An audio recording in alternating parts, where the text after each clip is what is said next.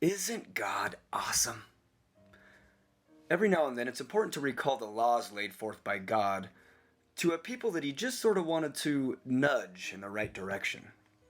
And we're so blessed to be endowed with these scriptures, those we know to be of divine nature. Otherwise, one in our day and age may read them to be the demented ramblings of a barbaric sand dweller. And we're so thankful that Jesus came and fulfilled these. Jesus who said, "Before Abraham I was, and no man comes to the Father except through me."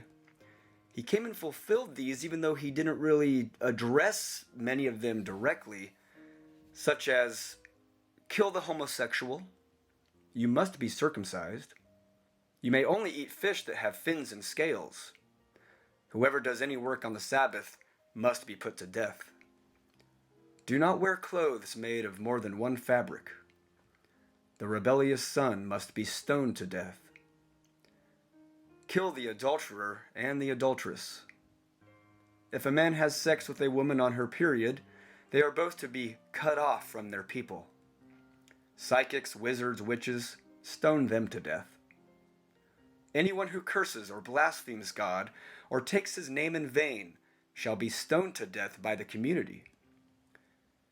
If you find out a city worships a different god, destroy the city and kill all of its inhabitants, including the animals, and purge the evil from among Israel, those of another religion, by killing them all.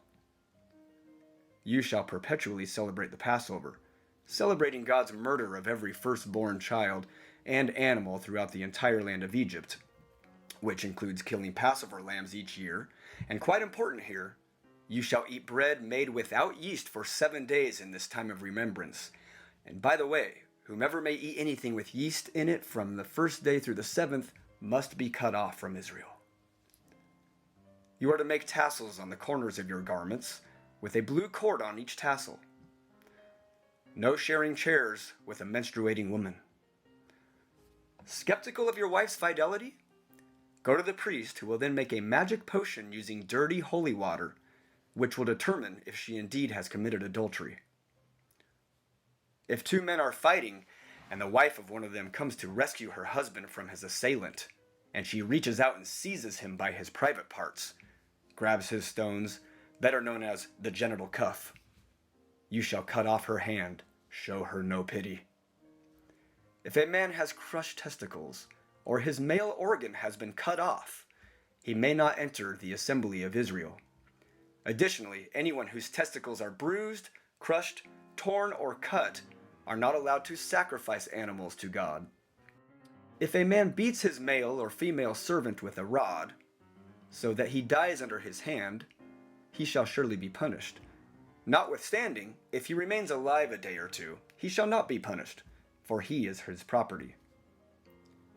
Do not eat the meat of an animal if it does not have a cloven hoof, or if it doesn't chew the cud.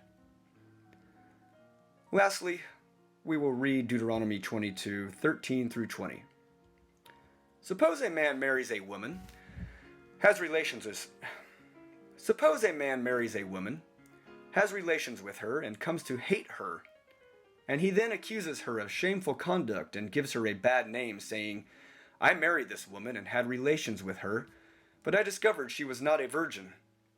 Then the young woman's father and mother shall bring the proof of her virginity to the city elders at the gate, and say to the elders, "I gave my daughter in marriage to this man, but he has come to hate her. And now he has accused her of shameful conduct, saying, 'I discovered that your daughter was not a virgin, but here is the proof of her virginity.' And they shall spread out the cloth before the city elders. Then the elders of that city shall take the man and punish him. They are also to fine him 100 shekels of silver, and give them to the young woman's father, because this man has given a virgin of Israel a bad name, and she shall remain his wife. He must not divorce her as long as he lives.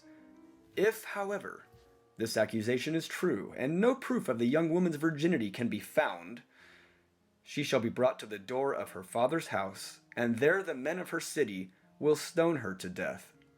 For she has committed an outrage in Israel by being promiscuous in her father's house. So you must purge the evil from among you." Nice collection of laws laid forth by God. Isn't God awesome? Take care.